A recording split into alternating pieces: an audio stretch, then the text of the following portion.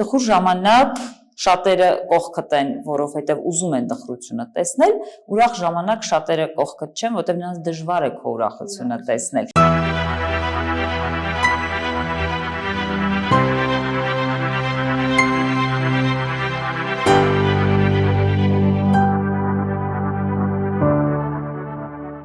Նորից ողջույն բոլորին, ես եւ իմ շատ սիրելի ընկերուհի, գործընկերուհի հոգեբան Մարիամա Մեհրաբյան կրկին սուրճի շուրջ քննարկել ենք մի թեմա եւ որոշել ենք այս թեման բերել ավելի հանրային հարթակ։ Այո, սիրելիս, ես մտածում եմ մեզ դիտող մարդկանց տեսանկյունից մենք անընդհատ սուրճը խմում ենք գալիս ենք եւ ասում ենք սուրճի շուրջ։ Մի տեսակ չենք ուզում ցույց տալ այն process-ը թե ինչպես ենք խմում, որովհետեւ ընթացքում շատ էմոցիոնալ թեմաներից ենք խոսում։ Լավ, այսօր թող բացառություն լինի, ես մի փոքր ճակետները բացեմ։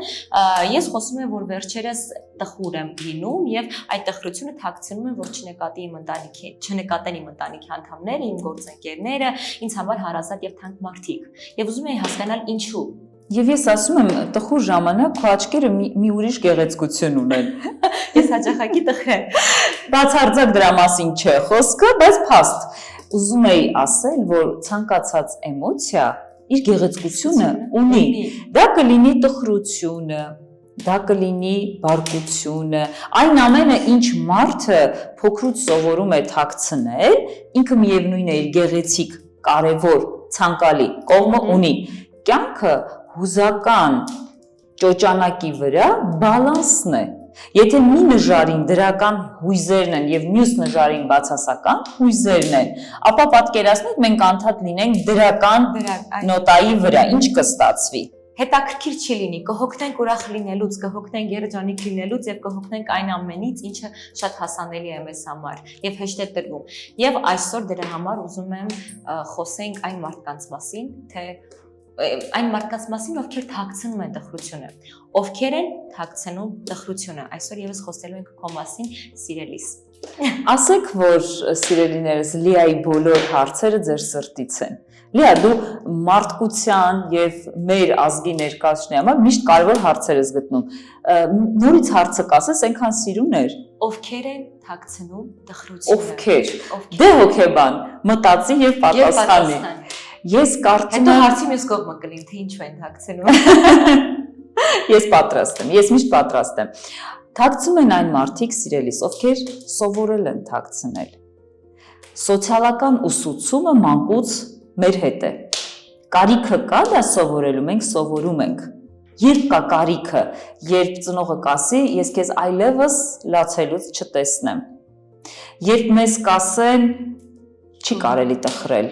Թուլությունը ամոթ է։ Այսօր հյուրեր ունենք, չտեսնեմ դու տխուր լինես, ինչ կմտածեն մեր ընտանիքի մասին։ Օրինակ, հորինեցի այս փոքրիկ պատմությունը։ Կամ նույնը լացելու մասին է, լացի մասին խոսել եմ, որ առհասարակ լացը ցավազրկող է, շատ հետաքրքիր մեկնաբանություններ եմ ստացել, որ որոշ մարդիկ ընկալել են, որ ես թույլ եմ տալիս լացել որպես հոգեբան եւ սիրտը դատարկել, իսկ մյուսները մտածեցին, որ եթե սկսեն լացել, չեն դադարի եւ դա կդառնա սովորություն։ Լավ առիթ է ասելու, որ իհարկե ավելի լավ է սովորել լինել բնական, ոչ թե ամեն կերպ թաքցնել եւ լինել արհեստական։ Այսինքն ես միշտ ուրախ եմ եւ վերջում ասել, այդ մարդու տեսքը այնքան անբնական է, նա միշտ գալիս է եւ ուրախ է, ուրեմն մի բան այն չէ։ Կարող է ամեն ինչ այն է, չես կարող իմանալ, հա, բայց հույզերի ամբողջ ճոճանակի մեջ կա, կրկնում եմ, տխրության եւ ուրախության հավասար ալիքները։ Գոհանալու եւ չգոհանալու հավասար ալիքները։ Այս իմաստով, երբ փոքրուց մարդ ստիպված է լինում դա սովորելու, ու դա մանկական հոգու համար հատկապես ցավին է վերաբերվում։ Երբ երեխային ցավում է, ենթադրենք, պատկերացնենք այսպիսի սցենար։ Ծնողները վիճում են, ուժեղ ձայներ է երեխան լսում ու հասկանում է, հայրը բղավեց, մայրը պաշտպանվեց, մայրը բղավեց, հայրը ավելի բարձր բղավեց։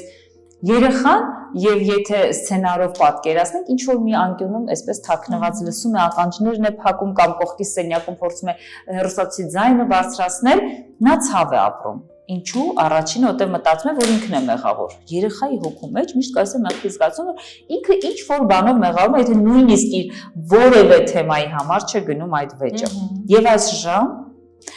տեղի ունենում մի բան, երբ ծնողները սենյակից դուրս են գալիս, նա ինքը իրեն սովորեցնում է ժպտալով դիմավորել ծնողներին, որովհետեւ նրանք չհասկանան, որ ինքը լսել է։ Երեխան սովորում է թաքցնել ցավը։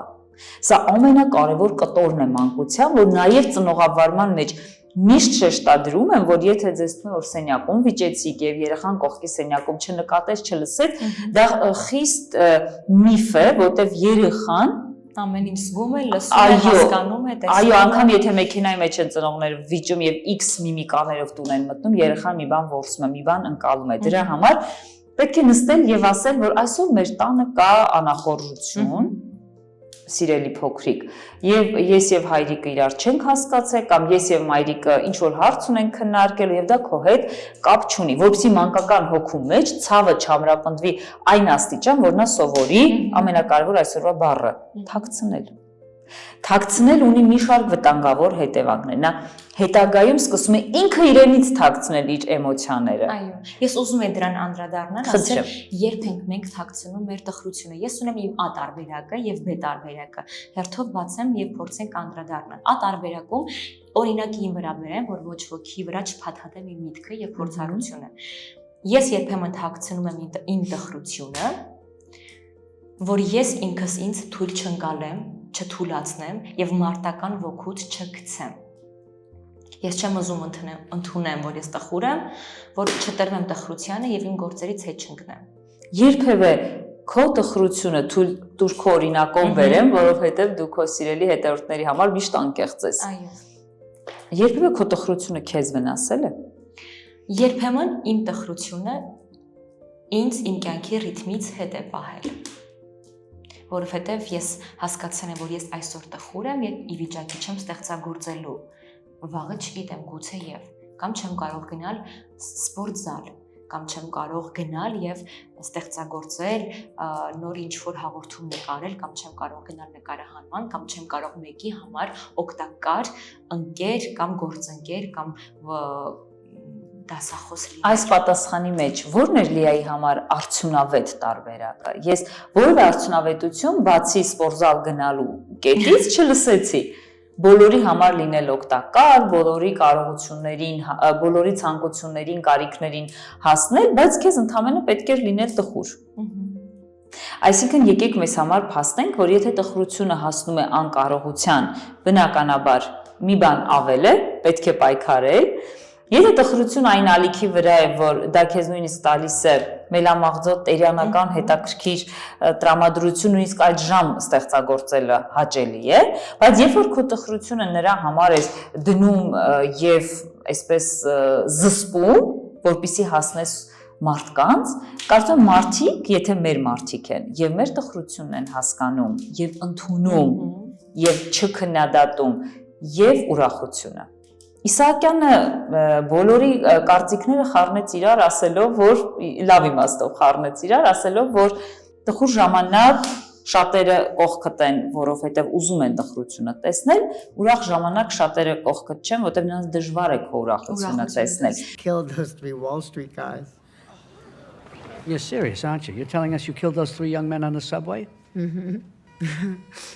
My life is nothing but a comedy. Ինչ այդ պահը ասում էին ուրախ պահին բոլորիս ընկերները, բարեկամները մեր կողքն են եւ այլն, մինչեւ որ այս թեվավոր խոսքը սկսեց ավելի տարածական լինել, որովհետեւ դրա մեջ կար ավելի մեծ մի ճշմարտություն։ Շատ մարդիկ ապրում են եւ տեսնում են տխրության, կորստի եւ կարիքի ժամանակ լրիվ մնում են մենակ, որտեղ մարդիկ չեն ուզում դա կիսել, բայց նաև եթե կորուստի եւ այլնի մասին է, բոլորը գալիս են եւ դրա անունն է ցավակցել եւ կողքը լինել։ Այստեղ մարդը ընկնում է հաճախ խառնաշփոթի մեջ։ Հիմա ինչպես տարբերել իմ մարդկանց տխրության ժամանակ, թե ուրախության ժամանակ, որովհետեւ հակասության մեջ չընկնենք մեծերի խոսքերի եւ մեր կյանքի տեսլականի հետ կապված, ապա յուրաքանչյուրը մարդուն ճանաչելիս պետք է նախ եւ առաջ ինքը իրեն ճանաչի։ Եթե ինքը ճանաչում է եւ կարողանում է իր տխրության, ցավի եւ ամենի հետ հաշվի նստել, մենք շատ հաճախ հենց մեր հետ հաշվի չենք նստում, բայց հաշվի ենք նստում ցանկացած մեկի հետ, թեկուզ մեր կարևորների հետ, բայց մեր կարևորը մեզ էլ պետք է կարևորի։ Բե տարբերակին անցնեմ։ Սիրով։ Ին վրա օրինակը կբերեմ, ես սիրում եմ, որ ավելի անձնականացնում եմ, դրանով փորձում եմ ավելի հասկանալ, թե որն է խնդիրը եւ ինչն է պակասում։ Երկրորդ տարբերակում ես թաքցնում եմ իմ տխրությունը, որ ինձ համար հարազատ մարդիկ չիմանան, չտեսնեն, չզգան եւ չտխրեն ինձ հետ, կամ հարցեր չտան եւ չիմանան բուն պատճառը եւ դա նրանց վրա չանդրադառնա, եւ երկրորդը մտածում եմ դա չզգա իմ լսարանը, որ շատերը կամ չմտածեն ինչ խնդիր ունի Լիան ինչու տխրեց եւ շատերը չուրախանան, որ ես այսօր տխուր եմ։ Առաջի կետից գանք թե վերջից դժվար է ընտրել, երկուսն էլ շատ կարևոր կետեր են, առաջինից գանք, չենք խախտի, որ այո, ես չեմ ցույց տալիս երբեմն իմ տխրությունը, որովհետև ես միշտ փորձում եմ ամենադժվար իրավիճակներում պահպանել պոզիտիվը եւ ցույց չտալ, որ այո, ես էլ ունեմ մտահոգություններ կամ տրամադրության անկում կամ խնդիր եւ դա չանդրադառնա ինձ համար թանկ հարազատ մարդկանց կամ ընտանիքի անդամների վրա։ Սիրելի Լիա, ես իհարկե կիսում եմ քո կարծիքը, որ հարազատից թաքցնում ես քո հոգատարությունից ելնելով, բայց շատ մարդկանց համար կանեմ այլ մեկնաբանություն, որ հարազատից թաքցնելը հաճախ այն անվստահությունն է, որ քեզ չեն մխիթարելու եւ դա ավելի մեծ ցավ է ավելացնելու, որովհետեւ երբ որ երեխան ընկնում է եւ նրան ինչ որ տեղ է ցավում, երկու ձև ենք դա սովորեցնում, կամ ասում ենք վեր կաց, հագուստը թափտուր եւ գնա առաջ, այդպես է կարգը այս կյանքի, պետք է ընկնես, որպեսզի կարողանաս առաջ գնալ։ Մյուսը, հիմա շատ ծնողներ նաեւ ժպտալով կհիշեն, երեխան ընկնում է եւ ինքը իր վախից ոչ թե կիսում է երեխայի ապրումակցում, այլ բղավում է վրա, նույնիսկ այսպես կարող է հարվածել, ամեն դեպքում կոպիտ վարքագիծ է ցուցաբերում, ճիշտ է, դա ծնողի վարքաձևից է, որ նա պատժում է ընկած երեխային։ Այդ ընկած երեխան մեծանալով թաքցնելու է իր իրական հույզերը ծնողից, որտեղ գիտի, որ իրեն չեն հասկանալու։ Եթե տխուր գնաս, լացելով գնաս եւ ստանաս քննադատություն, այն է, որ եկան ու քեզ պատժեցին ընկած ժամանակ, ապա ավելի լավ է ես լինեմ ուժեղ եւ միշտ ստանամ գովեստ եւ խրախուսանք, թե ինչքան ուժեղ եմ ես։ Բեկետը պետք է հիշեցնես, որ ես չեմ ուզում իմ լսարանի վրա եւս անդրադառնա իմ տխուր լինելու փաստը, ոմանք պետք է հետաքրքրվեն եւ ես դրան ուզած թե չուզած որևիցե մի բացատրություն պետք է տամ եւ մտածում եմ գուցե ոմանք ուրախանան, որ ես այսօր չունեմ տրամադրություն։ Այս ամենը շատ անկարևոր կլինի մի դեպքում, եթե դու ունենաս տեխնիկա, ինքս վերլուծեմ իմ հույզերը եւ ընտրեմ, որն է իմը, որը իմը չէ, որը ցույց տամ, որը ցույց չտամ։ Այստեղ մենք ունենք բնությունից մեծ ընտրելու հնարավորություն։ Շատերը տեղը չգիտեն եւ չեն էլ կիրառում, ու դա սովորել ավելի դժվար է։ Հույզի ընտրությունը հետեւյալի մեջ է, շատերը մտածում են հույզերը սպոնտան են, բայց եկեք ասեմ, որ ընտրելու հնարավորություն ունեք։ Շատերը իրենց հույզը երբ ճանաչում են տխրության, կարոտի, ցավի, բարկության եւ այլնի մեջ, մարդը կարողանում է ընտրել ես կարոտի մեջ եմ, ես ցավի մեջ եմ, ես գնացին ցավը ցավամ, ձեզ կզանգեմ եւ ցավս կանցնի։ Եվ եթե նույնիսկ իմ ասելը պետք է որ մեկին ուրախացնի, նա ցավում է, ես ոչինչ չեմ կարող անել նրա ուրախության հետ, ուրեմն թող եւս մի քանիսը ուրախանան, եթե ես այդ վիճակում եմ։ Ուրիշին ուրախացնելը դեռ արգելված չէ, անգամ այս դեպքում։ Իսկ այն բանի համար, որ լսանի վրա դա ծանր կանրադառնա, հավատացած եղեք։ Ճիշտ ձևավորված լսարանը, էլի գամ քո մարդկանցից բաղկացած լսարանը, քեզ հավատարիմ լսարանը կիսելու է քո ցավը։ Նույնիսկ եթե հարց է տալ եւ դժվար է հարցին պատասխանել եւ կարող ես ասել, գիտես ժամը չէ եւ ես պատրաստ չեմ խոսել, քեզ կհասկանան։ Բայց եթե մարդը տառապում է հարցասիրությամբ, ուրիշի սահմանները հատելով, նա քեզ խեղդելու է իր հարցերով եւ իհարկե ցավը մեծացնի, ցավի վրա զայրույթ ավելացնի։ Այստեղ ամբողջ ընտրությունը մերն է, ես մենակ կլացեմ, թե բոլորի հետ, ես մենակ կտխրեմ, թե դա ի ցույց կդնեմ բոլորին, ընտրիր և կունենաս ամենալավ տարբերակը։ Եվ վերջի վերջո ես քո առաջարկած տարբերակներից եւ վերլուծություններից հասկանում եմ, որ երբեք պետք չէ ամաչել մեր զգացմունքներից, զգացողություններից, մեր ունեցած ներքին եւ արտաքին էմոցիաներից, ուրախությունից մինչեւ տխրություն, մինչեւ հիասթափություն, մինչեւ հանձնվել, մինչեւ կոտրում։ Պետք չի ամաչել ցանկացած էմոցիա, ցանկացած զգացողություն մարդու համար է։ Դա ամոթ չէ արտահայտել եւ ամոթ չէ վերապրել, ամոթ չէ դրա մասին կիսվել ու բարձրաձայնել եւ պետք չէ դրանցից հրաժարվել։ Դրանք մեր ներքին բնության մի կարևոր մասնիկն են կազմում։ Ես ուզում եմ այս հարցին այս նախադասությամբ պատասխանել մեծանուն հոգեվերլուծաբան Զիգմունդ Ֆրոյդի Վերջին սեանսը ֆիլմում կա մի հանճարեղ միտք։ Մեր կյանքի ճշմարտությունը սխալից սխալ ճանապարհին է։ Մեր կյանքը սխալվեցինք, վեր կացանք, գնացինք, մինչև մյուս սխալը ընկած։ Եվ երբ որ մենք տառապում ենք, իսկ շատ մարդկանց դա բնորոշ է այն մտքով, որ այլևս չպետք է սխալվեմ, դա անհնար է, դու կարող ես այլևս չսխալվել այդ հարցում, այդ ոլորտում, այդ մարդու դեպքում, բայց ամեն ուր են երևույթները, որոնք կարող են քեզ բերել սխալի, եւ դու ինքդ, երբ 40 ես առաջի անգամ ես 40, երբ 60 ես առաջի անգամ ես 60, եւ անգամ այդ տարիքներում սխալվելը մարդուն բնորոշ է մինչև կյանքի վերջ։ Ավելի մեծ տառապանք է ապրել այն մտքով, որ դու միշտ պետք է ճիշտ լինես։ Դա նևրոզ է, սիրելիս։ Մենք ունենք սուրճի նոր թեմա, եթե դա իհարկե Կանևրոզ թե ոչ, ես առաջարկում եմ այդ եզրույթը քննարկենք։ Ես էլ եմ առաջարկում այդ հարցին անդրադառնել արդեն հաջորդ սուրճի շուրջ եւ արդեն նոր հանրայնացնել մեր թեման, իսկ այսօրվա ամփոփիչ խոսքը կարող է լինել այն, որ տխրությունը թաքցնել պետք չէ այնպես, ինչպես եւ ուրախությունը եւ հուզմունքը եւ զարմանքը եւ վախը, ոչ մի զգացողություն թաքցնել պետք չէ։ Ամաչել պետք չէ։ Իսկ ինչու ես ուսուցչին բնորոշ հարց կտամ։ Որովհետև դրանք մերն են, իսկ այն ինչը մերն է, դրանցից ամաչել եւ խուսափել պետք չէ։ Մոռացար հույզի գեղեցկության մասին։ Ամեն մի զգացողություն եւ հույզ գեղեցիկ է ինքն իրենով, ինքն իր ափսեի մեջ։ Մեր սիրելի բոլոր ստեղծագործությունները երգ, պար, Տխրության մասին է։ ոչ միայն տխրության, այլ բոլորը էմոցիոնալ վիճակում են ստեղծված, որևէ մեկը պիկի մեջ իր ուրախության հաճախ կարող այնքան գեղեցիկ մի բան չստեղծել, որքան կարոտի մեջ։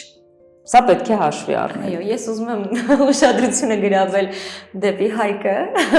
ով շատ ուշադիր լարված հուզված լսում էր եւ ես վստահ եմ, եթե Հայկ ջան քո մեջ կա որևիցե մի փոքրիկ տխրություն, ուրախություն կամ հիասթափության զգացողություն, դու հասկացար, որ դա պետք է ընդունել, դրա հետ հաշտվել, ապրել, անցկացնել եւ գնալ առաջ։ Կադրից դուրս։ Կադրից դուրս։ Ես հուսով եմ, որ այսօրվա մեր քննարկումը եւս քո մասին էր, սիրելի դիտորդ։ Այս ինչ լավն է այս քո մասին բառը։ Քո մասին, այո, իմ մասին, քո մասին, քո մասին, Հայկ ջան, քո մասին, այո, բոլորիս մասին։ Այո, պետք չէ ամաչել տխուր լինելուց, թույլ լինելուց, կոտրված լինելուց, պետք չէ դա թաքցնել եւ դրանից